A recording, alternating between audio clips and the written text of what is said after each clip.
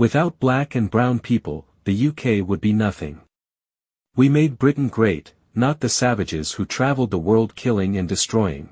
It is time for the truth to be recognized and for history to stop repeating itself. The foundations of modern Britain are built on the sweat, blood, hard work, and resources of black people. This undeniable truth is conspicuously absent from the curriculum in British schools, a glaring omission that serves to protect the myth of white supremacy. True history, if taught, would expose the barbarism and savagery that characterized the British Empire's global conquests. For centuries, Britain engaged in a brutal campaign of colonization, stealing, and destruction across the world. The UK royal family itself owned the Royal African Company, a corporation responsible for enslaving and selling the highest number of Africans during the transatlantic slave trade.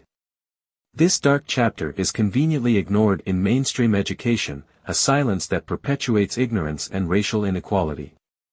Britain's wealth and infrastructure were significantly built on the proceeds of the transatlantic slave trade.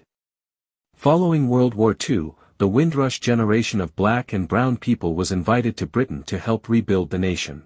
Their contributions were crucial, yet their story remains largely untold. Without the immense sacrifices and contributions of black and brown people, Britain would not have achieved its current status. It was not the colonial savagery but the relentless labor and resilience of these communities that made Britain great. Today, as we witness ongoing racial injustices and systemic discrimination in the UK, it is vital to confront these historical truths.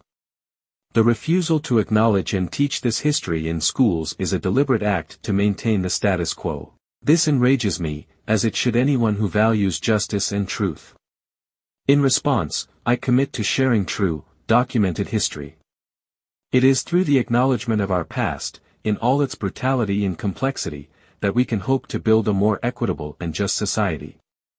The history of black and brown people's contributions to Britain must be told, honored, and integrated into our collective consciousness.